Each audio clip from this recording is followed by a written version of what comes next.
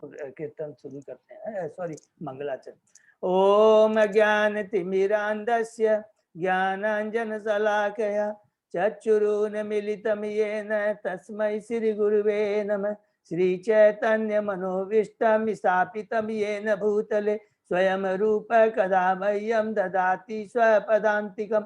वन्देऽहं श्रीगुरु श्रीयुतपदकमलं श्रीगुरु वैष्णवांश्च श्रीरूपं साग्रजातं सहगना रघुनाथं वितं तं सजीवं स्वाद्वैतं सावभूतं परिचं सहितं कृष्ण चैतन्य देवं श्री राधा कृष्ण पादान सहगना ललिता श्री विशाखा वितांत च। नमो विष्णुपादाय कृष्ण पृष्ठाय भूतले श्रीमते भक्ति वेदांत स्वामिन इति नामिने। नमस्ते सरस्वते देवे गौरवाणी प्रचारिणे निर्विशेषा शून्यवादी पाश्चात्य देश तारिणे। वांछा कल्पतरुभ्यः कृपा सिंधुभ्य एव च पतितानां पावनेभ्यो वैष्णवेभ्यो नमो नमः। नमो महावदान्याय कृष्ण प्रेम प्रदायते कृष्णाय कृष्ण चैतन्य नामने गौरत्से नमः। हे कृष्ण करुणा सिंधु दीन बंधु जगतपते गोपेश गोपिका कांत राधा कांत नमस्तुते।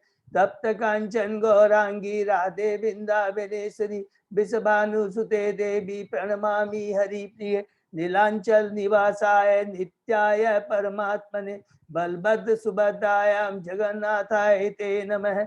जय श्री कृष्ण चैतन्य प्रभु नित्यानंद श्री गदाधर श्रीवासादि गौर भक्तबिंद मुखम करोति वाचालम पंगुलंगे गिरिम यत्कृपातमहं वंदे श्री गुरुमदीनतारिणं परमानंद माधवम श्री चैतन्य ईश्वरम। हरे कृष्णा कृष्णा कृष्णा हरे हरे हरे राम राम राम हरे हरे।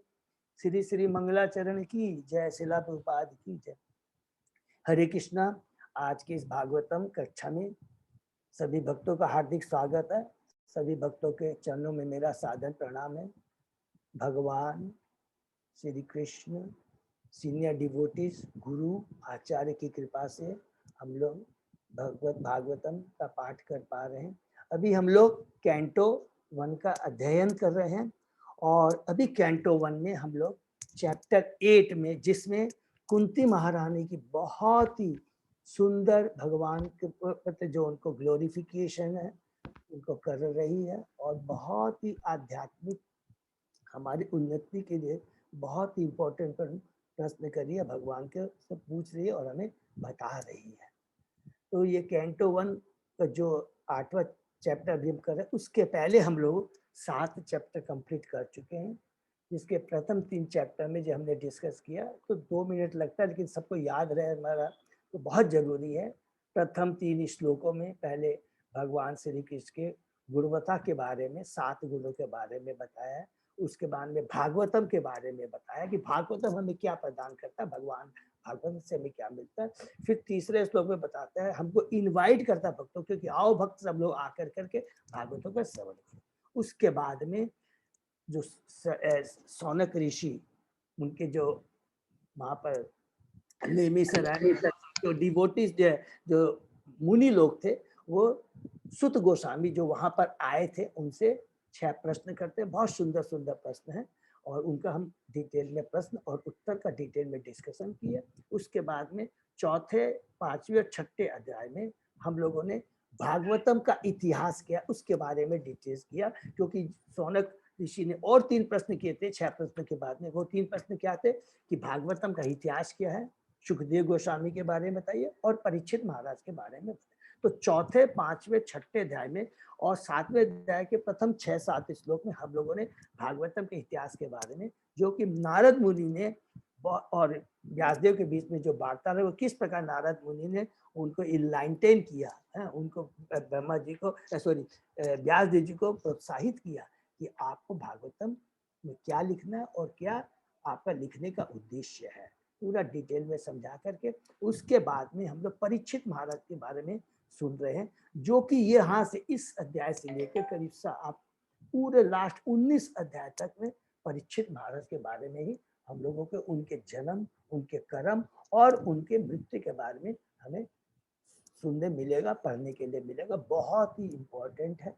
और ये स्टार्ट होता है परीक्षित महाराज का, कि हमने बताया था कि कुरुक्षेत्र का युद्ध समाप्त होने के बाद में भगवान श्री कृष्ण जब हस्तिनापुर जाने के लिए तैयार हो जाते हैं, उसी समय क्या होता है, कुंती महारानी आके सॉरी द्रौपदी महारानी आके बताती कि कैसे उनके पांचों पुत्र जो सोए थे उसकी हत्या कर दी गई है। और भगवान श्री कृष्ण को मालूम रहता है, और भगवान श्री कृष्ण किस प्रकार भगवान श्री कृष्ण के माध्यम से अश्वत्थामा को पनिशमेंट दिया जाता है। और उसके बाद में उत्तरा आती है भगवान के पास में, और उसके गर्भ में जो परीक्षित महाराज रहते हैं उसकी किस प्रकार रक्षा करते हैं। और उसके बाद में कुंती महारानी अपने पांचों पुत्रों को और द्रौपदी को लेकर के कृष्ण भगवान के पास में आती है, और प्रथम 18, 19, 20 इस श्लोकों में पहले भगवान का ग्लोरिफिकेशन करती है, उनको अभिसेंसेस देती है, उनको कहती है, हे भगवान श्री कृष्ण, आप आदि पुरुष हैं, आप 3 गुणों से ऊपर हैं, और आप सर्वव्याप्त हैं, आप अच्युत हैं, और जो बड़े बड़े जितने भी ज्ञानी हैं, दार्शनिक हैं, वो आपको नहीं समझ सकते हैं जब तक आपकी कृपा नहीं होती है। फिर बताती है किस प्रकार आपने वासुदेव के ऊपर, देवकी के ऊपर में,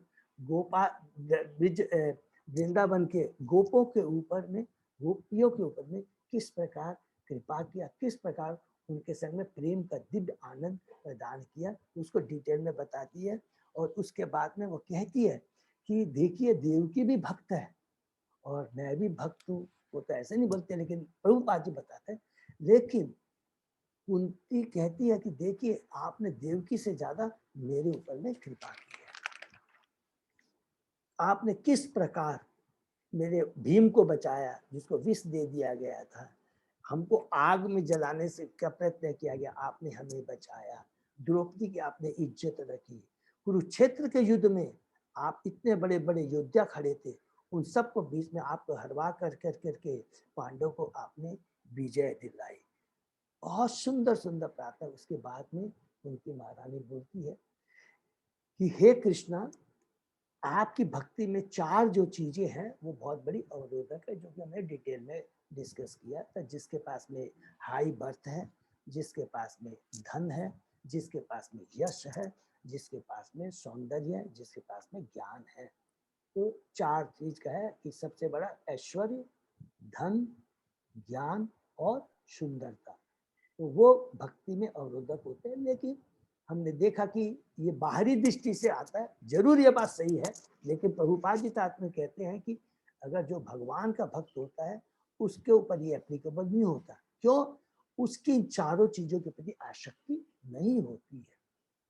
उसकी केवल एकमात्र लक्ष्य भगवान श्री कृष्ण होता है। और उसके बाद में कुंती महारानी बहुत ही सुंदर पावरफुल, ये जो हमेशा याद रखेंगे, ये बहुत इंपॉर्टेंट है, इसको मेमोराइज भी कर सकते हैं, हम लोग कर सकते हैं कि भगवान अचिंत विताय है। माने जो किनके धन है, जो निर्धन है उनके ही भगवान धन है। तो निर्धन अकिंचन कौन है? जो भौतिक चीजें हो सकती है उसके पास में, लेकिन उसके प्रति आसक्ति नहीं होती है। अर्थात आसक्ति के हिसाब से वो अकिंचन होता है। बहुत इंपॉर्टेंट है। और भगवान निवृत्त गुण वृत्त है, अर्थात भगवान 3 गुणों से कभी भी प्रभावित नहीं होते। भले ही उन्होंने भौतिक जगत को बनाते हैं, उसको सृष्टि करते हैं, मेंटेन करते हैं सदा, लेकिन भगवान उससे कभी भी आसक्त नहीं होते, अटैच नहीं होते। इसलिए उनको बहुत बड़ा त्यागी भी बोला गया, परम त्यागी है भगवान। कुछ सब कुछ करते हैं लेकिन सबके प्रति वो अनासक्त रहते हैं। उसके बाद कहा कि बहुत आत्माराम है। आप आत्माराम है, आपको कोई किसी से पक्षपात नहीं है, वो अपने में तुष्ट रहते हैं, सब पर संभाव रखते हैं, और बड़े शांत है, शांता है, और कैवल्य पति है। ये बहुत माने इवन जो मेरी उनकी ब्रह्म ज्योति में भी मिलना चाहता है, तो भगवान बोलते हैं कि उसमें मेरे को कोई फर्क नहीं पड़ता, उसको भी वो मुक्ति प्रदान करते हैं। और फिर कुंती महारानी कहती है कि आप क्या है, वास्तव में आप ही के चलते हैं, आप शाश्वत काल या शाश्वत समय आपके ही अंडर में, आप स्वयं ही, आपके निर्देशन में काल की गति चलती है। आप ही परम नियंता, परम सर्वव्यापी, सब कुछ आप ही है। फर्क क्या रहता है, और किसी के संग में आप कोई पक्षपात नहीं करते। ये बहुत इंपॉर्टेंट बात कहती है। ये पक्षपात हमारे चलते हमको ये जो विषमता जो नजर आती है, ये हमारे कर्मों का फल है। हमारे कर्म गलत होते हैं तो हमको कष्ट मिलता है, तो हम कहते हैं कि हे भगवान आपने ऐसा किया। वो ऐसा नहीं है। भगवान हमेशा सम भाव रखते हैं। हम अपनी स्वतंत्रता का दुरुपयोग रखते हैं, करते हैं, इसीलिए हम कष्ट पाते हैं। दो सुंदर उदाहरण हमने यहाँ पर डिस्कस किए थे, वो हमेशा याद रखें कि बरसात का, कि बरसात सब जगह एक ही समान होती है, लेकिन कहीं फूल उगते हैं, कहीं कांटे होते हैं। उसी प्रकार सूर्य की रोशनी सब जगह समान पड़ती है। भगवान किसी से पक्षपात नहीं करते हैं। और उसके बाद में कुंती महारानी बहुत बढ़िया कहते हैं कि भगवान आप हमेशा, आपकी जो पोजीशन रहती है वो हमेशा कांस्टेंट रहती है, उसमें जरा भी फर्क नहीं आता है। ठीक है, अर्थात क्या, कभी भगवान बराह के रूप में आते हैं, कभी पुरुष के रूप में आते हैं, कभी मनुष्य के रूप में माने राम श्री कृष्ण के रूप में आते हैं, कभी भगवान मत्स्य अवतार है, मत्स्य अवतार के ऊपर आते हैं। लेकिन इसका मतलब ये नहीं है कि भगवान की पोजीशन, भगवान हमेशा कांस्टेंट रहते हैं, इसमें कोई भी फर्क नहीं। और इसके बाद में हमने बहुत इंपॉर्टेंट श्लोक पढ़ा था, जो कि दामोदर लीला के बारे में कहता है, कि जिसमें भगवान की कितनी दिव्य लीलाएं उन्होंने की है गोपियों के सब ब्रज के सामने। और वहां पर स्पेशली हमने पढ़ा कि भगवान क्या बताते हैं कि जो मेरे को, मेरे गुणों का ग्लोरीफाई करता है कि मैं इतना महान हूँ, मेरे में इतने ऐश्वर्य, उसमें मेरे को इतना आनंद नहीं आता है जितना कि मेरा भक्त अपनों को बोलता है कि हे कृष्णा मैं तेरे से ऊंचा हूँ, तुमसे ज्यादा पावरफुल है। और गोपियों के बारे में बताती है, जो उलाहना दे करके मुझे जिस तरह के डांटती है, उसमें मुझे जो आनंद आता है, और जो लोग बड़ी बड़ी श्लोकों के द्वारा मेरी स्तुति करती है, उसमें मेरे को उतना आनंद नहीं आता। इतना करने के बाद कल हम लोगों ने पढ़ा, अब कुंती महारानी, कल जो हमको पढ़ा उन्हें क्या बता, अब कुंती महारानी अलग अलग लोगों की क्या ओपिनियन है भगवान के अवतार के बारे में, ये बहुत इंपॉर्टेंट है, वो बताया। हमने क्या डिस्कस किया, कुंती महारानी कहती कि आप तो क्या है भगवान, आप तो अजन्मा होकर भी जन्मा है। तो भगवान क्या करते हैं कि यहाँ पर पहले इस श्लोक में जो कल हमने पढ़ा, श्लोक नंबर 32 में भगवान सुत गोस्वामी जी बताते हैं, लेकिन कुंती महारानी बोलती है कि एक कुछ लोग कहते हैं कि आप पुण्य श्लोक, अर्थात जो पुण्य राजा, जो राजसी है, उनको सुरक्षा के लिए या उनको राज सिंहासन पर बैठाने के लिए आते हैं। क्योंकि यदि राजा पुण्यात्मा होता है तो प्रजा भी पुण्यात्मा होती है, और उनको भक्ति का ज्ञान वो राजा प्रभाव करता है, उनको भक्ति में बनाए रखता है। लेकिन जो अभक्त होते हैं, असुर होते हैं, राजा होते हैं, वो समाज में अराजकता पैदा करते हैं और असुर लोग पैदा होते हैं। लेकिन यहाँ पर प्रभुपाद जी बहुत इंपॉर्टेंट तात्पर्य के माध्यम से बताते हैं कि आज हम लोग की ही गलती है, आज हम लोग की गलती है कि हम स्वयं ही असुर को राजगद्दी में बैठाते हैं, और ये जो भी प्रॉब्लम है, जो पापी राजा आज राजे बैठे हैं, उसके कारण उत्तरदायी कौन है, हम सब लोग। तीसरा प्रभुपाद जी तात्पर्य में बताते हैं कि जैसे भगवान लिखा था कि भगवान यदु वंश में, क्योंकि यदु जो यदु राजा थे वो भगवान को बहुत सम्मान करते थे, तो भगवान भी क्या हर कहीं जगह अवतरित नहीं होते। जिस प्रकार चंदन मलय पर्वत में भी होता है, भगवान उसी प्रकार से अपनी इच्छा से अलग अलग जगह वो जन्म अवतरित होते हैं, जन्म नहीं बोलेंगे, अवतार लेते हैं। और एक बहुत सुंदर एग्जाम्पल है, इससे बहुत इंपॉर्टेंट चीज है कि उत्तर दिशा, पूर्व दिशा में सूर्य उगता है, तो इसका मतलब ये नहीं कि पूर्व दिशा ही हो गया भगवान का जन्मदाता हो गया, सूर्य का जन्मदाता हो गया, नहीं, भगवान के लिए एप्लीकेबल नहीं है। जिस प्रकार, क्योंकि कहीं भी भगवान की जब इच्छा है, भगवान वहां पर अवतार दे सकते हैं। तो पहला ये था कि क्वेश्चन कुंती महारानी क्या कहती है, आप पुण्य श्लोका, जो राजर्षि है, जो राजा है, तो यहाँ पर स्पेशली किसके लिए बोला गया था, युधिष्ठिर, युधिष्ठिर को आप राज सिंहासन पर बैठाने के लिए ही अवतरे। दूसरा हमने श्लोक में पढ़ा, कुंती महारानी कहती है कि वसुदेव देवकी आपको अपने पुत्र के रूप में चाहते थे, जो कि हमारे 6 प्रश्नों था ना, 6 प्रश्न कौन कौन से थे, सबको याद है, जिसमें तीसरा प्रश्न क्या था कि कृष्ण भगवान ने वसुदेव देवकी के रूप में क्यों जन्म दिया।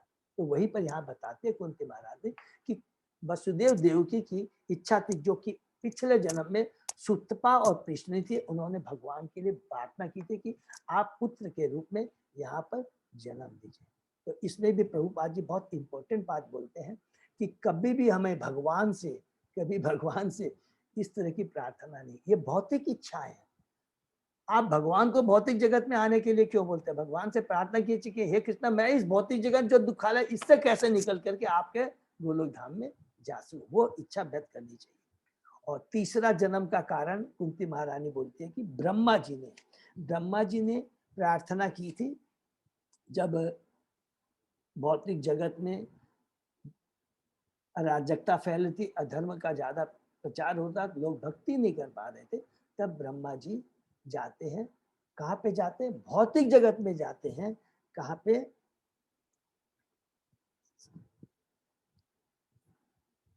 सबको याद है ना? श्वेत द्वीप में प्रभु, श्वेत द्वीप में जाते हैं, जो कि भौतिक जगत में भी, हाँ, क्षीर सागर में जो श्वेत द्वीप है उसमें जाते हैं, जो कि आध्यात्मिक जगत में भी एक श्वेत द्वीप है, जिसके बारे में हम डिटेल में डिस्कस करेंगे। वहां पर वो जा करके भगवान से प्रार्थना करते हैं और ब्रह्मा जी उनकी प्रार्थना सुन करके इस भौतिक जगत में आते हैं। लास्ट में जो प्रश्न करते हैं कि कुंती महारानी कहते हैं ये सब जो कारण है ये तो ठीक है, लेकिन जो असली कारण क्या है? भगवान श्री कृष्ण श्रवण कीर्तन और स्मरण की के द्वारा जो भक्ति को जागृत करने के लिए इस भौतिक जगत में आते हैं। जीव स्वभाव से सेवा करने के लिए, जीव स्वरूप है कृष्ण नित्य दास, लेकिन भौतिक जगत में आकर तीन गुणों के प्रभाव के चलते, माया के प्रभाव के चलते वो उसमें स्वामित्व का भाव आ जाता है और अपने जीवन के लक्ष्य को भूल जाता है। और पुनः भगवान श्री कृष्ण उसको याद दिलाने के लिए कि तुम मेरे अंश हो, ये भौतिक जगत तुम्हारा नहीं है, इस चीज को भगवान ध्यान दिलाने के लिए स्वयं या अपने भक्तों के माध्यम से हम बच्चियों का उद्धार करने के लिए इस भौतिक जगत में आते हैं। इसके बाद में लास्ट में कुंती महारानी कहती है कि हे कृष्ण, आप किसी के द्वारा, सब लोग आपको ऐसे नहीं दे सकते, हमारी जो भौतिक दृष्टि है उससे हम आपको हम लोग नहीं दे सकते। बहुत सुंदर जहाँ पर प्रभुपाद जी बोलते हैं कि रावण, हिरण्यकशिपु, कंस, जरासंध, सब लोगों ने भगवान श्री कृष्ण को देखा था, लेकिन वो भगवान को नहीं समझ सके। समझे कि नहीं? तो हमको क्या है, वही भगवान को देख सकता है जिसकी आध्यात्मिक दृष्टि हो और जिसके ऊपर भगवान की कृपा है। अभी मेरे को जैसे याद आ गया, द्वारका में सत्याजीत जो सत्यभामा के पिता थे, देखिए भगवान श्री कृष्ण उसके पास में है और वही भगवान कृष्ण को जाके बोलता है कि आपने सम्यक मणि चुराई है या आपने ही इधर उधर। सोचिए, माने हम लोग कभी कभी उसको स्टडी करते हैं, भगवान सामने है, इतनी बड़ी इसके ऊपर भगवान की कृपा है। भगवान, तो ये क्या होता है, माया इतनी प्रबल होती है कि जब तक भगवान के प्रति भक्ति नहीं होती है तो भगवान अपने को प्रकट नहीं, ना हम प्रकाश से सर्वस्य योग माया समाविता। ये बहुत इंपॉर्टेंट चीज है, ये हमको याद रखना है। अगर हमको भगवान को जानना है और हमें भगवान की कृपा प्राप्त करती है तो केवल क्या करना है, भगवान को पूर्ण शरणागत होना और कुछ भी नहीं करना। और इतना भी शरणागत होने का मतलब क्या है, प्रभुपाद जी पता, केवल डिजायर करना है। एक बार हम इच्छा व्यक्त करते हैं कि हे कृष्णा, अपनी कृपा प्रदान करो, अपनी भक्ति प्रदान करो, तो बाकी सब कुछ भगवान श्री कृष्ण। और लास्ट में हमने पढ़ा, भगवान का जो व्यवहार होता है वो दिव्य होता है। किसी के प्रति जो भगवान का व्यवहार होता है बहुत दिव्य होता है, चाहे वो पांडव हो, चाहे वो गोपियां हो, और चाहे भगवान की वो रानियां हो। हमेशा याद रखेंगे, भगवान का जो भी पांडव के प्रति रिलेशन है, गोपियों के प्रति जो रिलेशन है, गोपियों के संग उन्होंने जो लीलाएं की हैं, और उनकी जो पत्नियां थी द्वारका में, उसमें क्या दिव्य भाव था। न गोपियों में न उनकी पत्नियों में कोई काम वासना थी। वो भगवान के प्रति आसक्त थी, काम भाव से नहीं, भगवान की भक्ति, दिव्य भक्ति का उनके प्रेम का आस्वादन लेने के। ये बहुत इंपॉर्टेंट चीज है। और लास्ट में प्रभुपाद जी कहते हैं कि जितनी भी ये लीलाएं हैं जितनी भी ये शास्त्र की बात में, वेदों की बात कही जा रही है, इनका एकमात्र उद्देश्य है हम अपनी खोई हुई जो चेतना है उसको पुनः जागृत करने के लिए। ये समझ लेना होगा, और कुछ नहीं है। भगवान का इसमें कोई स्वार्थ है। भगवान जितनी भी लीलाएं कर रहे हैं, जितने भी वेदों में बातें कर रहे हैं, शास्त्रों में जो बातें कर रहे हैं, उसका एकमात्र उद्देश्य क्या है? भगवान चाहते हैं कि मेरा भक्त जो कि भौतिक जगत में आकर कर बंध गया है, उसको कैसे मुक्त किया जाए। यही एकमात्र उद्देश्य होता है। भगवान स्वयं आकर करके भक्तों के माध्यम से, और भगवान और भक्तों के बीच में बहुत सारी लीलाएं कर करके अलग अलग तरीके से भगवान चाहते हैं कि मेरा भक्त भक्ति में आ जाए। इतना अभी तक हमने कल पढ़ा था। आज हम लोग और आगे बढ़ते हैं, ठीक है। ओम नमो भगवते वासुदेवाय। ओम नमो भगवते वासुदेवाय। ओम नमो भगवते वासुदेवाय। नारायण नमस्कृत्य नरं चैव नरोत्तमं देवी सरस्वती व्यासं ततो जयम् उदीरयेत्। नष्टप्रायेषु अभद्रेषु नित्यं भागवत सेवया भगवती उत्तम श्लोके भक्तिर्भवति नैष्ठिकी। आराधयो भगवान् ब्रजेश तनय ततदाम वृंदावनम रमया काचिदुपासना ब्रजबधू वर्गेण्या कल्पिता। श्रीमद्भागवतं प्रमाणम् अम्लं प्रेमा पुमर्थो महान्। श्री चैतन्य महाप्रभो मतम् इदं तत् आदरो न पर। हरे कृष्णा कृष्णा कृष्णा हरे हरे, हरे राम राम राम हरे हरे। हरे कृष्णा। आज हम लोग श्लोक नंबर 37 से शुरू कर रहे हैं। अजय प्रभु सही है? हरे कृष्णा। अपि अद्य न त्वं स्वकृत इहित प्रभो जिहाससि श्रित सुहृद अनुजीविन। येषां न च अन्यत भवत पद अम्बुजात परायणम राजसु योजित अनहसाम। हे प्रभु, आपने अपना कर्तव्य स्वयं पूरा कर दिया। आज जब हम आपकी कृपा पर पूरी तरह आश्रित हैं, और जब हमारा और कोई रक्षक नहीं है, और जब सारे राजा हमसे शत्रुता किए हुए हैं, तो क्या आप हमें छोड़ के चले जाएंगे? देखिए कितना पावरफुल चीज यहाँ पर कुंती महारानी का कितना समर्पण है? बताते हैं आपने अपना कर्तव्य स्वयं पूरा कर दिया, आपने सारा कर्तव्य पूरा कर दिया। तो यहाँ पर चूंकि कुंती महारानी बोलती है कि हे कृष्ण, आप बोलते हैं कि मैं द्वारका जाऊंगा, तो आपको द्वारका जाने की दरकार क्या है? आपने तो सारा, आपको तो यहाँ बैठे बैठे सारे कार्य हो जाते हैं, तो आपको तो कोई कार्य करने की दरकार नहीं है। तो आप यहीं पर रहिए। क्यों रहिए? क्योंकि अभी तक तो क्या था, हमारे पास में राज्य नहीं था। अभी आपने अपनी कृपा से, अपनी दया से युधिष्ठिर महाराज को गद्दी पर बैठाया है, सिंहासन पर बैठाया। और अभी तो और जो राजा मारे गए हैं, उनके जो वंशज है, उनके पुत्र पौत्र है, हो सकता है वो उपद्रवी हो जाए और हमको कष्ट दे। तो इसलिए कृपा करके आप यहाँ पर रहिए और हमें उन शत्रु लोगों से बचाए। कृपा करके आप छोड़ करके मत जाइए। तो यहाँ तात्पर्य में पढ़ते हैं, पांडव अत्यंत भाग्यशाली थे, क्योंकि सौभाग्यवश वे भगवान की कृपा पर पूरी तरह आश्रित थे। लेकिन भौतिक जगत में किसी की दया के अधीन होना घोर दुर्भाग्य का चिन्ह होता है। देखिए किसको अंडरलाइन करेंगे, कितनी बड़ी बात है। लेकिन भौतिक जगत में किसी की दया के अधीन होना घोर दुर्भाग्य का चिन्ह होता है। अर्थात अगर हम भगवान पर डिपेंड होते हैं तो ये है गुड लक, हम भाग्यशाली हैं। और अगर हम इस भौतिक जगत में किसी के ऊपर आश्रित होते हैं तो ये हमारा बहुत बड़ा दुर्भाग्य है। क्यों? क्योंकि भगवान कहते हैं कि यह भौतिक जगत दुखालय है, पहला नंबर 1। दूसरा, सभी लोग चींटी से लेकर ब्रह्मा तक 3 गुंडों में बंधे हुए हैं। 2, तीसरा, भौतिक जगत में जिस पर भी तुम आश्रित होते हो वो टेम्परेरी है। चाहे कोई भी चीज ले लीजिए या कोई भी जीव को ले, किसी के कोई सबको यह भौतिक जगत को छोड़ के जाना है। सभी जन्म मृत्यु जरा व्याधि के चक्र में बंधे हुए। तो आप किस पर डिपेंड होना चाहते हो? कौन हमारी सुरक्षा की गारंटी दे सकता है?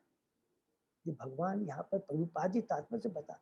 तो एकमात्र अगर हम सुखी होना चाहते हैं और अगर वास्तव में हम अपने लक्ष्य को प्राप्त करना चाहते हैं तो हमको भगवान पर ही डिपेंड होना। अगर हम भौतिक जगत पर डिपेंड होते हैं तो और ज्यादा बंधते चले जाएंगे, और अगर भगवान पर डिपेंड हो जाता है तो और स्वतंत्र होते चले जाएंगे।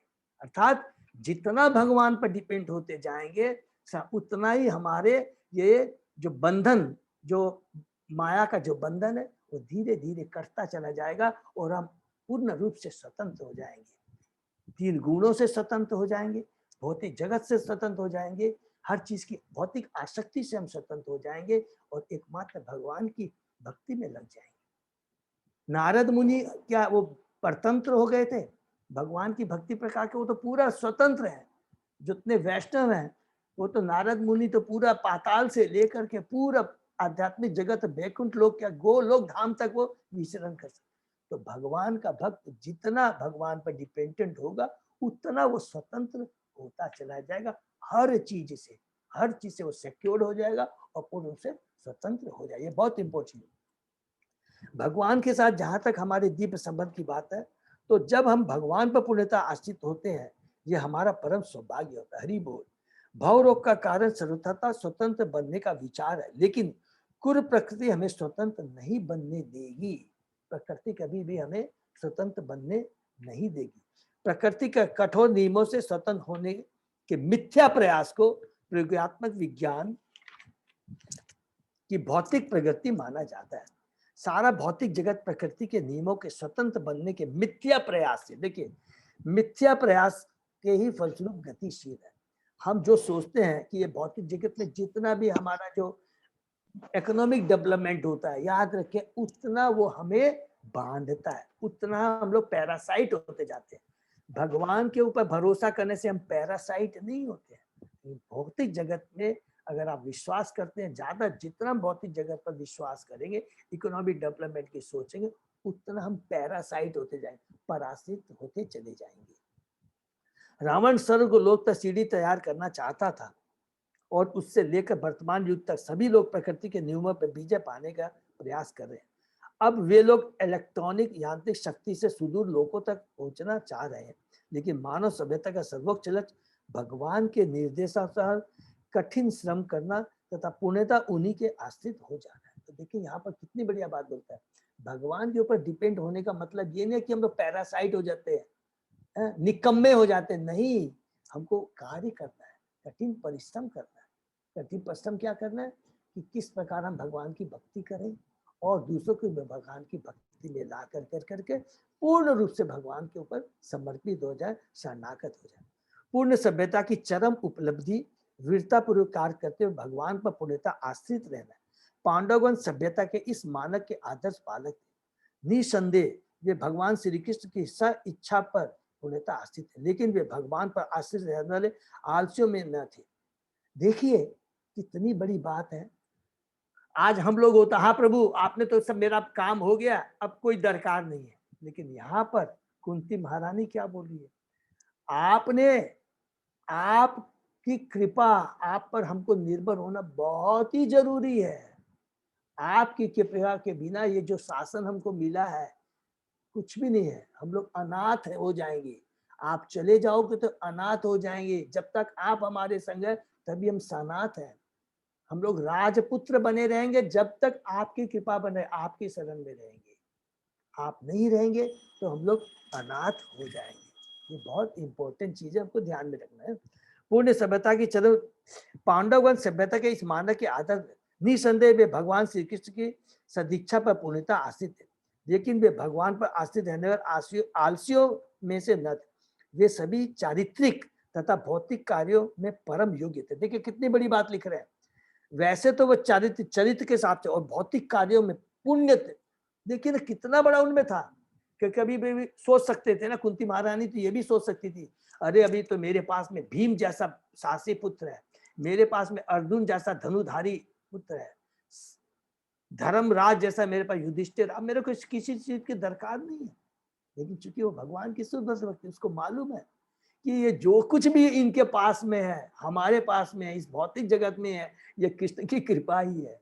अगर कृष्ण रहेंगे तो स्वतः सब कुछ मिल जाएगी, किसी चीज की दरकार नहीं है। और अगर कृष्ण नहीं रहेंगे तो ये चीजें काम भी नहीं आएगी, ये कोई चीजें काम नहीं आएगी। आज जो अर्जुन अपने को धनुधारी कह रहा है, कृष्ण के जाने के बाद में कोई काम नहीं आने वाली, क्योंकि कृष्ण की शक्ति के चलते ही हमारा अस्तित्व है। तो हमको याद आ गया, हमको याद है कि कुरुक्षेत्र के युद्ध के बाद में अर्जुन, जिन्होंने कुरुक्षेत्र के युद्ध में इतने लोगों को हराया, बड़े बड़े महारथी को हराया, लेकिन भगवान श्री कृष्ण जब चले गए द्वारका, तो वो एक कावर्ड बॉय से हार गया था, वो उससे वो जीत नहीं पाया। ये बहुत समझने की बात हमने। तो जो कुछ भी हमारे पास में है, जो भी बुद्धि हम कह लीजिए, यश कह लीजिए, ज्ञान कह लीजिए, वो बिकॉज ऑफ कृष्णा, कृष्ण के चलते, ठीक है। तो भी वे भगवान के कृपा कांचित है, क्योंकि उन्हें ज्ञात था कि प्रत्येक जीव अपनी स्वाभाविक स्थिति के कारण आश्रित है। अतः जीवन की पूर्णता, देखिए इसको अंडरलाइन करेंगे, जीवन की पूर्णता इसी में है कि भौतिक जगत में झूठे ही स्वतंत्र होने के बजाय भगवत इच्छा पर आश्रित रह जाए। यही हमारी जीवन की पूर्णता है, यही जीवन का लक्ष्य है, और इसी में हमारा मनुष्य जीवन सार्थक है। जो लोग झूठे ही भगवान से स्वतंत्र रहना चाहते हैं, अनाथ कहलाते हैं, जिसका अर्थ है कि जिनका कोई संरक्षक नहीं। किंतु जो भगवत इच्छा पर पूरी तरह आश्रित रहते हैं, वे सनाथ कहलाते हैं, अर्थात उनका कोई ना कोई रक्षक होता है। अतः हमें सदा सनाथ बनने का प्रयत्न करना चाहिए। हरि बोल। अर्थात सदैव हमें भगवान की कृपा पर, भगवान की कृपा पर हमें आश्रित होना, भगवान की कृपा की याचना करनी चाहिए, तभी हम लोग सनाथ कहलाएंगे। नहीं तो इस भौतिक जगत में अनाथ हो जाएंगे, हमेशा हमेशा क्या रहेगा, मिसगाइडेड होंगे, जीवन का लक्ष्य नहीं समझ में आएगा, और टोटली कंफ्यूज होकर बार बार गलत कार बैठेंगे और जन्म मृत्यु जरा व्याधि के इस चक्कर में घूमते रह जाएंगे, किनारा नहीं मिलेगा, जिससे से हम इस संसार की प्रतिकूल परिस्थितियों से सुरक्षित रह। बाह्य भौतिक प्रकृति की भ्रामक शक्ति के कारण हम यह भूल जाते हैं कि जीवन की भौतिक दशा अत्यंत अवांछनीय उलझन है। अतः भगवत गीता हमें निर्देश करती है कि अनेकानेक जन्मों के पश्चात ही कोई भाग्यशाली पुरुष इस तथ्य से अवगत हो पाता है कि वासुदेव सर्वे सर्वा है, और जीवन निर्वाह की सर्वश्रेष्ठ विधि यह है कि भगवान के शरणागत हुआ जाए। यही महात्मा का लक्षण है। पांडु कुल के सारे सदस्य गृहस्थ जीवन में महात्मा थे। महाराज युधिष्ठिर इन महात्माओं में अग्रणी थे, और महारानी कुंती देवी उनकी माता थी। अतः भगवत गीता की तथा समस्त पुराणों की, और उनमें से विशेष रूप से श्रीमद् भागवत की शिक्षाएं पांडव महात्माओं के इतिहास से जुड़ी हुई है। उनके लिए भगवान का विछो वैसे ही था जैसे मछली का जल से विलग होना। हरि बोल। अर्थात अगर हम भगवान से विलग हो जाते हैं, भगवान से अपना रिश्ता तोड़ देते हैं, तो हमारी दशा वैसी होगी जिस प्रकार बिन पानी मछली। भले ही मछली का जीवन क्या है, पानी है, अगर जैसे उसको मछली से हम मछली को पानी से निकाल देंगे, भले उसको सोने के पिंजरे में रख दिया जाए, तो वो जिंदा नहीं रहेगी, मर। उसी प्रकार इस भौतिक जगत में हमको कितनी भी भौतिक सुविधाएं मिल जाए, कितना भी हम ऐश्वर्य भोग ले, लेकिन हमारा जीवन, मनुष्य जीवन बेकार है जब तक कृष्ण केंद्र में नहीं है। अतः कुंती देवी को ऐसा विक्षोभ वज्रपात सदृश प्रतीत हुआ, इसलिए उनकी सारी प्रार्थना भगवान को अपने साथ रहने के लिए राजी करने के लिए। कुरुक्षेत्र युद्ध के बाद यद्यपि सारे शत्रु राजा मारे जा चुके थे, लेकिन उनके पुत्र तथा पौत्र उनसे निपटने के लिए जीवित थे। ऐसा नहीं है कि पांडवों को ही ऐसी शत्रुता का सामना करना पड़ा हो, अपितु हम सभी सदा ऐसी स्थिति में रहते हैं। अतएव जीने के लिए सर्वोत्तम विधि यही है कि भगवत इच्छा पर आश्रित रहा जाए और संसार की सभी आपदाओं पर विजय प्राप्त की जाए। हरि बोल। लास्ट में कितना पावरफुल प्रभुपाद जी ने बता दिया है कि इस भौतिक जगत में हम सभी हमारे शत्रु। शत्रु का मतलब है जो हमको केवल भौतिक ऐश्वर्य के प्रति आकर्षित करता है, वो भी हमारा शत्रु है। अगर आपको लगे कि जो मेरे को देखो ये तो मेरे को गाइड कर रहा है कि तुम्हारा कैसे इकोनॉमिक डेवलपमेंट हो जाएगा, तुमको मैं कैसे तुम धन कमा सकते हो, यश कमा सकते हो, वो वास्तविक शत्रु है। अगर यदि वो हमें भगवान के बारे में नहीं बता पाते, दोनों को साथ में जोड़ दें। जो शत्रु है, जो कष्ट देता है, यहाँ पर हमने पढ़ा है कि जब कष्ट आते हैं तो कम से कम क्या होता है कि हमको एक हल्का सा वो झटका लगता है कि हाँ ये कष्ट आ रहे हैं, तो हमको भगवान के पास जाना चाहिए, भले स्वार्थ। लेकिन जो हमको केवल भौतिकता में लपेट रहा है, भगवान के बारे में नहीं बता रहा है, वो हमारे शत्रु हैं। तो इस भौतिक जगत में हमारा वास्तव में वेल विशर वही है जो हमें भगवान के बारे में बता सके और जो भगवान से हमें जोड़ सके। ये बहुत इम्पोर्टेंट, ठीक है। तो यहाँ हमने पढ़ा कौन अनाथ है और कौन सनाथ है, ठीक है। ये बहुत इंपॉर्टेंट यहाँ पर उपाधि ने तात्पर्य में हमें। नेक्स्ट, केवयम नाम रूपाभ्याम यदु यदु भीषः पांडवा भवतो अदर्शनम यर्हि ऋषिकाणाम इव ईशितु। जिस तरह आत्मा के सदृश होते ही, अदृश्य होते ही शरीर का नाम तथा यश समाप्त हो जाता है, उसी तरह यदि आप हमारे ऊपर कृपा दृष्टि नहीं करेंगे तो पांडव तथा यदुओं से हमारा यश तथा कार्य तुरंत ही नष्ट हो जाएगा। हरि बोल। यहाँ पर देखिए कितनी बात कुंती महारानी आप कितना पावरफुल पूरी बता रही कि आपके ही चलते, जब तक आप हैं, आपकी कृपा है, तब तक हमारा नाम यश शक्ति जो कुछ है आपके चलते। और जैसे ही आपकी कृपा दृष्टि हट जाएगी, हमारा सब यश सारे कार्य तुरंत क्या है, नष्ट हो जाएंगे। हमारे कार्य में हमारी सारी शक्ति, कार्य, सब कुछ नष्ट हो जाएगा। तात्पर्य में कुंती देवी पूरी तरह विज्ञ है कि पांडव का अस्तित्व एकमात्र श्री कृष्ण के कारण है। निसंदेह पांडव अपने नाम तथा ख्याति में पूरी तरह प्रतिष्ठित थे और धर्मात्मा महाराज युधिष्ठिर द्वारा उनका मार्गदर्शन हो रहा था। यदुगण मित्र थे, लेकिन श्री कृष्ण के मार्गदर्शन के बिना उन सब का कोई अस्तित्व नहीं था। जिस प्रकार चेतना के बिना शरीर की सारी इंद्रियां व्यर्थ रहती है। हरि बोल। प्रभुपाद जी कितना बात, बढ़िया बात। जिस प्रकार शरीर में आत्मा नहीं रहती है, तो इतने सुंदर शरीर, इतनी सुंदर इंद्रिया का कोई महत्व नहीं है। उसी प्रकार हे कृष्णा, अगर आप नहीं है तो हमारा कोई अस्तित्व नहीं है। किसी को अपनी प्रतिष्ठा, शक्ति तथा यश का तब तक गर्व नहीं होना चाहिए जब तक उसे परमेश्वर की कृपा प्राप्त न हो। जीव सदैव आश्रित है और भगवान उनके परम आश्रय है। अतएव हम भले ही अपने भौतिक ज्ञान की उन्नति द्वारा कितने ही प्रतियोगी भौतिक साधन क्यों न जुटा ले, लेकिन भगवान के मार्गदर्शन बिना ऐसे सारे आविष्कार, चाहे वे कितने प्रबल एवं प्रत्याकारी क्यों न हो, बंटाधार हो जाते हैं। हरि बोल।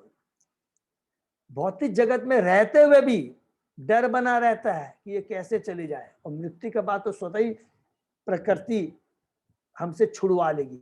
लेकिन भौतिक जगत में भी रहते हुए जितने भी हमारे, हमने पढ़ा है ना कि यदि हमारे पास बहुत यश भी, तो हमें भय बना रहता है कि ये चला न जाए, कोई इसको छीन न ले। तो इस भौतिक जगत में सुरक्षा है ही नहीं, शांति है ही नहीं, दुख ही दुख है, ठीक है। तो यहाँ पर कुंती महारानी बोलती है, हे कृष्णा, तुम्हारे बिना हम लोग मृत के समान है। नेक्स्ट, न न इयं शोभिष्यते तत्र यथा इदानीं गदाधर त्वत्पद्ये अंकिता भाति स्वलक्षण विलक्षिते। हे गदाधर कृष्ण, इस समय हमारा राज्य आपके चरण चिन्हों से अंकित है, जिसके कारण यह सुंदर लगता है, लेकिन आपके चले जाने पर ऐसा नहीं रह पाएगा। हरि बोल। क्या सुंदर बोले। इस समय हमारा राज्य आपके चरण चिन्हों से अंकित है। अर्थात भगवान श्री कृष्ण कितने कृपालु है। देखिए, अभी तक तो हम लोग ने सुना था कि भगवान श्री कृष्ण वृंदावन में अपने खुले पांव पहनकर, खुले पांव गोचारण के लिए जाते थे, घूमते रहते थे। तो उन्होंने वृंदावन की भूमि पर कितनी बड़ी कृपा की थी। लेकिन यहाँ पर तो देखिए, यहाँ पर तो बता रहे हैं कि भगवान इतने कृपालु हो पांडवों के प्रति, कुंती के प्रति, कि वहां पर भी हस्तिनापुर में उनके महल में भगवान श्री कृष्ण नंगे पांव घूमते थे। हरि बोल। भगवान के चरणों में कुछ विशेष चिन्ह होते हैं जिनके कारण वे अन्यों से भिन्न है। भगवान के चरण तलव में ध्वजा, ब्रज, अंकुश, छत्र, कमल, चक्र आदि चिन्ह बने रहते हैं। जहां जहां भगवान चलते हैं वहां की नरम भूमि ये चिन्ह अंकित होते जाते हैं। अतएव जब श्री कृष्ण पांडवों के साथ रह रहे थे तो हस्तिनापुर की भूमि इस प्रकार से अंकित थी और इन शुभ चिन्हों के कारण पांडवों का राज्य फूल फल रहा था। कुंती देवी ने इन प्रसिद्ध लक्षणों की ओर संकेत किया और वह भयभीत थी कि कहीं भगवान की अनुस्मृति में दुर्भाग्य न घेरे ले। हरि बोल। कितनी बड़ी भगवान कुंती महारानी की भगवान कृष्ण के प्रति श्रद्धा थी, भक्ति थी। हरि। नेक्स्ट, इमे जनपदा सवृद्वा सुपक्व औषधि विरुद्ध वन अद्रि नदी उदन्वंत ही एधन्ते तव वीक्षिते। ये सारे नगर तथा ग्राम सब प्रकार से समृद्ध हो रहे हैं क्योंकि जड़ी बूटियां तथा अन्नों की प्रचुरता है। वृक्ष फलों से लदे हैं, नदियां बह रही है, पर्वत खनिजों से तथा समुद्र संपत्ति से पूर्ण है। यह आपकी कृपा दृष्टि से। हरि बोल। कितने बढ़िया। मत तो यहाँ पर क्या पता, क्या इस सेंटेंस, यहाँ इस श्लोक से क्या पता लगता है कि हमारे जीवन में संपन्नता, प्रोस्पेरिटी तभी है जब कृष्ण का प्रेजेंस है। अगर यदि कृष्ण उपस्थित नहीं है तो जीवन में कोई भी संपन्नता, प्रोस्पेरिटी नहीं है।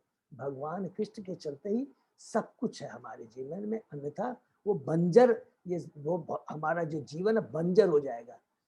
जब तक भगवान श्री कृष्ण है, भूमि सब तरह की वनस्पतियां दे रही है, खनिज पदार्थ सब कुछ मिल रहे हैं, लेकिन जब भगवान चले जाएंगे तो वो बंजर चले। जैसा कि हम लोग कैंटो 4 में शायद है, पृथु महाराज का था कि जब पृथु महाराज के पहले क्या था, राजा बेन था। बेन बहुत ही अक्रूर दुष्ट राजा था और वो इतना अत्याचार कर रहा था, पूरा नास्तिक था।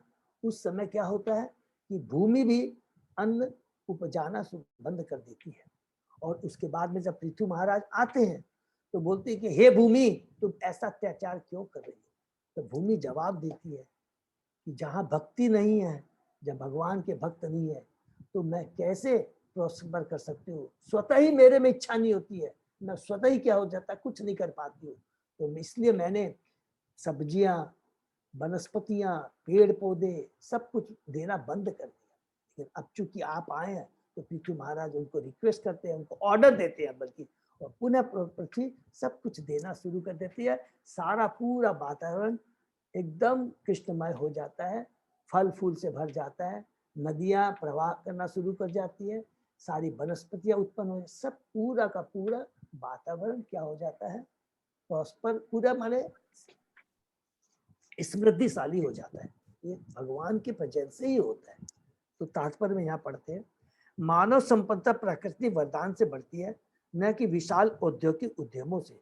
ये विशाल औद्योगिक उद्योग ईश्वर विहीन सभ्यता के प्रतिफल है और वे मानव जीवन के उद्देश्यों का विनाश करने वाले। हरि बोल। ये विशाल औद्योगिक उद्योग ईश्वर विहीन सभ्यता के प्रतिफल है। इसको अंडरलाइन कर लेंगे, ये बहुत इंपॉर्टेंट चीज है। और वे मानव जीवन के उद्देश्यों का विनाश करने वाले हैं, जो कि आज हम इस चीज को, क्योंकि हम भक्ति कर रहे हैं भगवान की, आज इस चीज को रियलाइज कर सकते हैं। जितना इकोनॉमिक डेवलपमेंट होता है, चाहे अमेरिका, लंदन, जापान, किसी को आप ले लीजिए, कितना उन्होंने इंडस्ट्रियलाइजेशन में बहुत औद्योगिक उन्नति हो रही है, लेकिन उसका रिजल्ट अभी क्या आता है। आज वो करना से भगवान की जो मार है, जो कि 3 तरह के जो है, आदि देवी, आदि भौतिक और आध्यात्मिक। आदि देवी की जो प्रॉब्लम चल रही है किसी को बस में है, केवल भगवान की कृपा से ये बस में हो सकता है, इससे हम छुटकारा पा सकते हैं। जितना हमने कितना डेवलपमेंट किया, कितना मेडिकल में, टेक्नोलॉजी में, कोई काम नहीं आ रहा है, कोई काम नहीं आ रहा है। मनुष्य की प्राण शक्ति को निचोड़ने वाले इन कष्टप्रद उद्योगों को जितना ही अधिक बढ़ाया जाएगा, लोगों में उतना ही असंतोष फैलेगा। भले ही कुछ लोग इस शोषण द्वारा ठाट बाट से रह ले, अन्न, वनस्पति, फल, नदियां, रत्नों तथा खनिजों से पूर्ण पर्वत तथा मुक्तात्माओं से पूरी समुद्र, ये सब प्राकृतिक वरदान है जिनकी पूर्ति परमेश्वर के आदेश से होती है। देखिए, ये तो अंडरलाइन करेंगे, जिसकी पूर्ति परमेश्वर के आदेश से ही होती है और उनकी इच्छा अनुसार प्रकृति उन्हें प्रचुर मात्रा में उत्पन्न करती है। प्रकृति भी जो कुछ भी देती है भगवान के आदेश से ही देती है, या उनका अभाव ला देती है, या अगर भगवान की इच्छा नहीं होगा तो उस चीज का अभाव हो जाए। यह प्राकृतिक नियम है कि मनुष्य इन देवी वरदानों का लाभ उठाए तथा प्रकृति पर प्रभुत्व जताने के उद्देश्य से शोषण की प्रवृत्ति को छोड़कर संतोष धारण करके समृद्ध बने। कितनी बढ़िया बात है। अगर हम लोग समृद्धिशाली होना चाहते हैं तो जो शोषण की जो प्रवृत्ति है, लालच है, उसको हमको खत्म करना पड़ेगा। अगर इस चीज को हम अपने को समझ जाएंगे, और जो भगवान ने जो दे दिया, प्रकृति ने हमको दे दिया है, हर देखिए ईशोपनिषद में लिखा है कि भगवान बहुत कृपालु है। इस भौतिक जगत में जो कुछ भी है कृष्ण का है, और जब हम इस बहुत आध्यात्मिक जगत भगवान से विमुख होकर के भौतिक जगत में भी आते हैं, तो चींटी से लेकर करके हाथी तक, चींटी से लेकर के देवता तक, चींटी से लेकर ब्रह्मा तक, जो सबसे उच्च हमारा जो इस 14 भुवन में सबसे उच्च वो है ब्रह्मलोक, सब के लिए भगवान ने जो चीज की भी रिक्वायरमेंट है पूरी अच्छे से व्यवस्था कर दी है। ये तो हम जीव हैं जो अति आलच लोभ के चलते हम अपनी आवश्यकता से ज्यादा प्राप्त करने की चेष्टा करते हैं, छीनने की चेष्टा करते हैं रजोगुण के प्रभाव में। अगर भगवान के आदेश का पालन कर करके प्रकृति में जो कुछ भी है, जो कुछ भी भगवान ने अरेंजमेंट कर दिया है, उसको अगर हम लोग उसके अनुसार भगवान के आदेश के अनुसार उसको यदि यूज करते हैं तो कोई चीज की कमी नहीं रहेगी। ये हमेशा याद। ये तो जो डिसबैलेंस होता है इकोनॉमी लिए ओनली बिकॉज ऑफ हमारे लालच के चलते होता है, और उसके चलते जो भी है, जो बैलेंस जो बना हुआ प्रकृति का में जो बना हुआ बैलेंस जो भगवान ने बनाया वो बिगड़ जाता है हमारी लालच के चलते। ठीक, अपनी भोग की लालसा से हम प्रकृति का जितना ही शोषण करने का प्रयास करेंगे, ऐसी शोषणकारी प्रवृत्ति की प्रतिक्रिया द्वारा उतना ही फंसते जाएंगे। यदि हमारे पास प्रचुर अन्न, फल, वनस्पति तथा औषधियां हो तो फिर कसाई घर चलाने एवं दीन पशुओं का वध करने से हमें क्या मिलेगा। मनुष्य को पशु वध करने की आवश्यकता नहीं है यदि उसके पास खाने के लिए प्रचुर अन्न तथा शाक है। देखिए, ये मनुष्य के लिए लिखा गया, इसको अंडरलाइन करेंगे। कहिए, मनुष्य को पशु वध करने की आवश्यकता नहीं। क्यों? मनुष्य योनि बहुत दुर्लभ है। मनुष्य योनि का अगर भगवान के नियम का उसका हम पालन करेंगे तो हम इस भौतिक जगत से छुटकारा। ये पशु लोग के लिए लिखा नहीं गया। और अगर मनुष्य भगवान के आदेश का पालन नहीं करेगा तो हमें पशु योनि ही मिलेगी, और फिर पशु योनि से मनुष्य योनि में आने के लिए कितने करोड़ों करोड़ों साल लग जाएंगे हमें मालूम नहीं। तो हमको समझना इस बात को। नदियों का बहता जल खेतों को उर्वर बनाता है और हमारी आवश्यकता से अधिक जल उपलब्ध है। देखिए कितनी बड़ी बात लिखता है, हमारी आवश्यकता से अधिक जल उपलब्ध है, और आज के दिन हमको जल खरीद करके पीना पड़ रहा है। पर्वतों से खनिज, समुद्रों से रत्न प्राप्त होते हैं। यदि मानव सभ्यता के पास प्रचुर अन्न, खनिज, रत्न, जल, दूध आदि हो तो फिर उसे क्या आवश्यकता है कि वह बेचारे मनुष्यों के श्रम पर भयंकर औद्योगिक जोखिम के पीछे भागती फिरे। लेकिन ये सारे प्राकृतिक वरदान भगवत कृपा पर निर्भर है। अतः आवश्यकता इस बात की है कि भगवान के नियमों के प्रति आज्ञाकारी बनकर भक्ति द्वारा मनुष्य जीवन की पूर्णता प्राप्त की जाए। कुंती देवी के द्वारा किए गए संकेत बिल्कुल सटीक है। वे चाहते हैं कि उन पर भगवान की कृपा दृष्टि बनी रहे, जिससे प्राकृतिक संपन्नता स्थापित रहे। हरि बोल। नेक्स्ट, अथ विश्व इस विश्व आत्मम विश्वमूर्ते स्वकेशु में स्नेह पासम इमं छिंदी दृढ़म पांडुषु वृष्णिषु। अतः हे ब्रह्मांड के स्वामी, ब्रह्मांड की आत्मा, विश्व रूप, कृपा करके मेरे स्वजनों पांडव तथा विष्णु के प्रति मेरे स्नेह बंधन को काट डाले। ये देखिए कितना पावरफुल यहाँ पर कुंती महारानी भगवान से याचना करते हुए, भगवान का ग्लोरीफाई करते करते, देखिए इसमें बहुत डीप बातें हैं। वो अभी तक क्या बात कर रही है कि हे कृष्णा, आप यदि चले जाएंगे तो क्या होगा, अब मेरे पांडवों का क्या होगा? अभी तो उनको सिंहासन मिला है और अभी तो जितने शत्रु मारे गए हैं उनके पुत्र पौत्र हैं, इन पर अटैक करेंगे। ये तो और ये बोलते बोलते ये भगवान से प्रार्थना कर रही है, करते करते करते देखिए कुंती में क्या परिवर्तन आ गया। अभी तुरंत क्या बोलती है कि हे कृष्णा, मेरी स्वजनों के प्रति पांडव, देखिए पांडव लिख रहे, पांडव स्वजन विष्णु के प्रति मेरे स्नेह बंधन को काट डाले।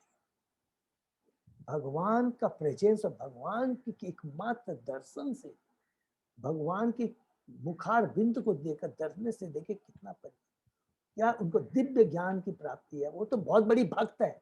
ये तो केवल हम बद्ध जीवों के लिए कुंती मानी को एक पात्र बना करके हम बद्ध जीवों को ये शिक्षा ग्रहण कर कि भगवान की कृपा कितनी महान। ठीक है, हरे कृष्णा प्रभु। थोड़ा सा मैं इंटरप्ट कर रहा हूँ। अजय प्रभु, अभी 8 बनने जा रहा है, तो ये श्लोक को यहीं पर छोड़ दे या कंटिन्यू इसको कर सकते हैं? 2-4 मिनट लगेगा, कर लेते हैं। ठीक है। भगवान का शुद्ध भक्त भगवान से अपने लिए कुछ भी मांगने में शर्माता है, लेकिन गृहस्थों को कभी कभी बाध्य होकर भगवान से कुछ वर मांगने पड़ते हैं क्योंकि वे पारिवारिक स्थिति की ग्रंथि को बंद देते हैं। श्रीमती कुंती देवी इस तथ्य से सचेत थी, अतः उन्होंने भगवान से प्रार्थना की कि वे उनके स्वजनों पांडव तथा विष्णु के प्रेम पास को काट दे। पांडव उनके निजी पुत्र हैं और विष्णु उनके पितृकुल के सदस्य थे। कृष्ण इन दोनों परिवारों से समान रूप से संबंधित थे, क्योंकि भगवान श्री कृष्ण की बुआ है ना ये कुंती महारानी, इससे दोनों संबंधित है। दोनों ही परिवारों को भगवान की सहायता की आवश्यकता थी, क्योंकि दोनों ही भगवान के आश्रित भक्त थे। श्रीमती कुंती की इच्छा थी कि श्री कृष्ण उनके पुत्रों अर्थात पांडवों के साथ रहे, लेकिन कृष्ण के ऐसा करने से कुंती के पितृकुल के लोग लाभ से वंचित रह जाते। यह पक्षपात कुंती के मन को दुख देने वाला था, अतः उन्होंने इच्छा व्यक्त की कि यह स्नेह बंधन छिन्न हो जाए। तो कुंती महारानी कहती है, देखिए यहाँ पर बहुत अच्छे से समझेंगे, पांडव के प्रति यहाँ बोल रही है, फिर उनको याद आता है अरे हमारे जो वो पितृवंश में है वृष्णि है जिसने भगवान श्री कृष्ण ने जन्म दिया है, तो उनका क्या होगा? मैं तो खाली अपने स्वार्थ के बारे में सोच रही हूँ, भगवान तो सभी के लिए समान भाव रखते हैं, उनका क्या होगा? ये कुंती महारानी सोच रही है। शुद्ध भक्त अपने परिवार के सीमित स्नेह बंधन को छिन्न करके समस्त विस्मित आत्माओं के लिए अपने भक्ति कार्यों का विस्तार करता है। इसके जीवंत उदाहरण सठ गोस्वामी हैं, जिन्होंने चैतन्य के पथ का अनुसरण किया। वे सभी अत्यंत प्रबुद्ध एवं संस्कृत धनी सवर्ण जातियों के थे, लेकिन जनता के कल्याण के लिए वे अपने अपने सुखद घरों को त्याग कर सन्यासी बन गए। समस्त पारिवारिक स्नेह को छिन्न करने का अर्थ है कार्य क्षेत्र को विस्तृत करना। ऐसे किए बिना कोई न तो ब्राह्मण बनने के योग हो सकता है, न राजा, न जनता का नेता, न भगवत भक्त। भगवान ने आदर्श राजा के रूप में यह दृष्टांत प्रस्तुत किया। श्री रामचंद्र ने आदर्श राजा के गुणों को प्रकट करने के लिए अपने प्रियतमा से स्नेह बंधन छिन्न कर दिया था सीता माता से। ब्राह्मण भक्त राजा या जन नेता को अपने अपने कर्तव्य पालन में उदार चेता होना चाहिए। श्रीमती कुंती देवी इस तथ्य से अवगत थी और अबला होने के कारण उन्होंने पारिवारिक स्नेह के बंधन को छिन्न करने के लिए प्रार्थना की। भगवान को विश्वेश या विश्वात्मा कहकर संबोधित किया गया। इसको अंडरलाइन करते जाएंगे, भगवान को विश्वात्मा क्यों कहा गया है? भगवान को विश्व से विश्वात्मा कहकर संबोधित किया गया, जो पारिवारिक प्रेम की कठिन ग्रंथि को काटने में उनकी शक्तिमय क्षमता को बताने वाला है। इसलिए कभी कभी अनुभव किया जाता है कि निर्बल भक्त के प्रति विशेष आकर्षण के कारण भगवान अपनी अपार शक्ति द्वारा नियोजित परिस्थितियों द्वारा पारिवारिक स्नेह को छिन्न करते हैं। ऐसा करके वे भक्त को अपने ऊपर पूर्णतः आश्रित बनाकर उससे भगवत धाम वापस जाने का मार्ग साफ कर देते। ये देखिए कितना पावरफुल यहाँ पर कुंती महारानी कहती है। क्या कुंती महारानी के माध्यम से भगवान श्री कृष्ण हमको बताना चाहते हैं। कुंती महारानी ने यहाँ पर क्या बोला है कि मेरी जो पांडव के प्रति जो आसक्ति है उसको खत्म कर। उन्होंने यहाँ पर ये नहीं कहा है कि पांडव से मेरा रिलेशन खत्म कर दे, बहुत ध्यान से सुनेंगे हम लोग। उन्होंने यहाँ बोलना चाहा कि जो मेरा शरीर के प्रति आसक्ति है, ये जो मेरे पांचों पांडव पुत्र हैं दो, उनके जो शरीर के प्रति जो आसक्ति है उसको खत्म कर दीजिए, लेकिन जो आत्मा का जो संबंध है उसको खत्म मत कीजिए। क्योंकि वो क्या बोलते हैं, भगवान विश्वात्मा है, अर्थात भगवान हम सभी आत्माएं।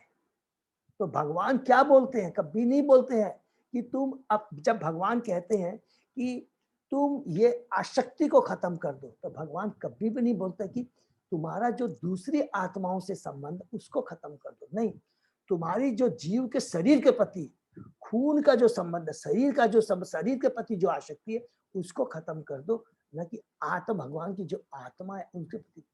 बल्कि क्या करना, हमको उल्टा यहाँ पर बोलते हैं कि हमारी चेतना को हमको और विस्तृत बनाना है, संकुचित ना कर करके हमको क्या बनाना है और विस्तृत बनाना है। हमारी चेतना कब संकुचित रहती है और कब विकसित होती है, जब हम भगवान के भक्त हो जाते हैं और भगवान के आदेश का पालन करते हैं। जब हमारी चेतना संकुचित रहती है उस समय हमारी क्या सोच रहती है, ये मेरा पुत्र है, ये मेरा पति है, ये मेरी पत्नी है, यही मेरा संसार है।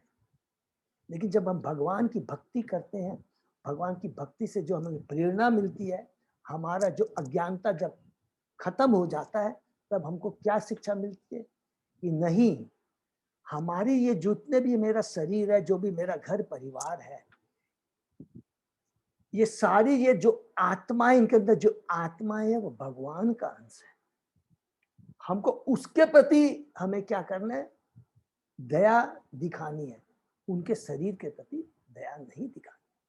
तो कुंती महारानी यही बोलना चाह रही है कि हे कृष्णा, मेरे को समझ में आ गया, मेरे परिवार के ये जो लोग हैं जिनकी मैं बात कर रही हूँ, उनका अभी तक जो मेरा शरीर के प्रति जो आसक्ति थी उसको खत्म कर कर कर कर करके मेरे को क्या है, उनकी जो आत्मा है, उनके जो आत्मा है वो रिलेशन बना रहे, लेकिन उनके अंदर उनके आत्माओं के ऊपर जो शरीर है, उनका जो शरीर है उसके प्रति आसक्ति को खत्म कर दे।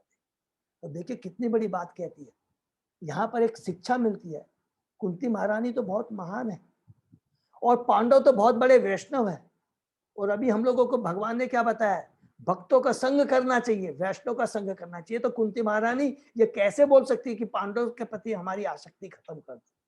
अरे वो तो शुद्ध वैष्णव है, हम तो चाहते हैं वैष्णव का संग मिले। तो इसको हमको समझना है। तो यहाँ पर कुंती महारानी क्या बोलना चाहती है, शरीर के प्रति जो आसक्ति है, स्वजनों के शरीर के प्रति जो आसक्ति है उसको खत्म कर दीजिए, लेकिन वो जो भक्त है, जो वैष्णव, वो मेरा संबंध हमेशा बना रहे। नंबर 1। नंबर 2, यहाँ पर बोलते हैं कि जो भगवान की जो भक्ति करता है वो ब्रॉड माइंडेड हो जाता है, वो संकुचित माइंड नहीं है। कैसे? जब वो ब्रॉड माइंडेड हो जाता है, भक्ति करते करते करते करते चैतन्य महाप्रभु के आदेश का वो पालन करता है। चैतन्य महाप्रभु क्या कहते हैं, जा रे देखो तारे को कृष्ण उपदेश, आमार आज्ञा गुरु हो तारे उपदेश। जिसको भी तुम इस भौतिक जगत में देखो, तुम गुरु बन करके, अर्थात पहले तुम भक्ति में आकर करके भक्ति का ज्ञान प्रदान करके, और जितने भी दूसरे लोग हैं उनको भक्ति में लाकर उनको उद्धार करो। तो हमको क्या करना है, हमको अपने जितने परिवार हैं उनको भी भक्ति में लाना है, उनके शरीर के प्रति आसक्ति ना कर कर करके, वो भगवान की आत्मा है, हम भी भगवान के अंश है, वे भी भगवान के अंश है, और जितने भी लोग हैं, इसीलिए भगवान को विश्व आत्मा क्या है, सभी आत्माओं के भगवान आत्मा है, उन सबका कल्याण करना है। तो ये इतना इंपॉर्टेंस तो यहाँ पर जो कुंती महारानी कह रही है, इतनी इंपॉर्टेंट बात करें, इसको हमको जीवन में उतारें। कई बार ऐसा होता है, अरे भगवान ने तो कहा है शरीर, अरे परिवार से अपने आसक्ति छोड़ दो। नहीं, अर्थ का अनर्थ हमको नहीं करना है। आसक्ति ये बहुत ही शरीर के प्रति जो आसक्ति है, भोगने की जो आसक्ति है, इसको खत्म करना है। लेकिन वैष्णव है हमारे, उनको भक्ति में लाना है। हमारे घर के सारे भक्त वैष्णव है, उनसे और प्रेम बनाना है। अगर वो वैष्णव नहीं है, भक्ति में नहीं है, तो चैतन्य महाप्रभु ने जो कहा है उनको भक्ति में लाना है। उन आत्माओं के कल्याण के बारे में सोचना है, उनके शरीर के कल्याण के लिए, शरीर की प्रॉस्पेरिटी के लिए।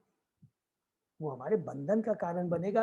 अगर शरीर के प्रति आसक्ति रखेंगे, सोचेंगे कि मेरे पास बहुत धन हो, यश हो, लेकिन अगर मेरे परिवार वाले, मेरे पुत्र पति भक्ति में नहीं है, तो भगवान के हम आदेश का पालन नहीं कर पाएंगे, खुद भी हम फंसेंगे और उनके प्रति भी अन्याय करेंगे। तो हमका भगवान का जो आदेश क्या है, सब जीवात्माओं को जो कि उनके अंश है, उनको किस प्रकार इस भौतिक जगत से छुटकारा दिलाया जाए। हरे कृष्णा। ठीक है, तो ये बहुत इम्पोर्टेंट कुंती महारानी की प्रार्थना है, जिसको हमको पढ़ना है, समझना है और अपने जीवन में उतारना है। हरे कृष्णा। हरे कृष्णा। दंडवत प्रणाम प्रभु जी, दंडवत प्रणाम। तो कल ही हम दंडवत प्रणाम प्रभु, और फिर हम लोग मंडे को मिलते हैं। दंडवत प्रणाम दीना माता जी। हरे कृष्णा। दंडवत प्रणाम प्रभु जी। हरे कृष्णा। और एक थोड़ा सा अनाउंसमेंट था जो अजय प्रभु ने मुझे याद दिलाया था, कि जो हमारा डिसिपल कोर्स हो रहा है, उसमें यदि किसी का भी कोई कंफ्यूजन है तो आप अजय प्रभु से बात कर सकते हैं, नंबर 1। और जो दीक्षा लेना चाहते हैं उसके लिए भी जो भी डिटेल्स वगैरह हैं वो मैं फॉरवर्ड कर दूंगा, और जिनको अगर कोई कंफ्यूजन है तो वो अजय प्रभु से भी बात कर सकते हैं। ठीक है ना, तो अजय प्रभु सारा एक्सप्लेन कर देंगे। हरे कृष्णा। हरे कृष्णा प्रभु जी, दंडवत प्रणाम। दंडवत प्रणाम प्रभु जी। सभी भक्तों का बहुत बहुत धन्यवाद। तो हम लोग आज का सत्संग विराम देते हैं, एक सोमवार को फिर अपने क्लास में वापस मिलते हैं साथ। हरि बोल, हरि बोल।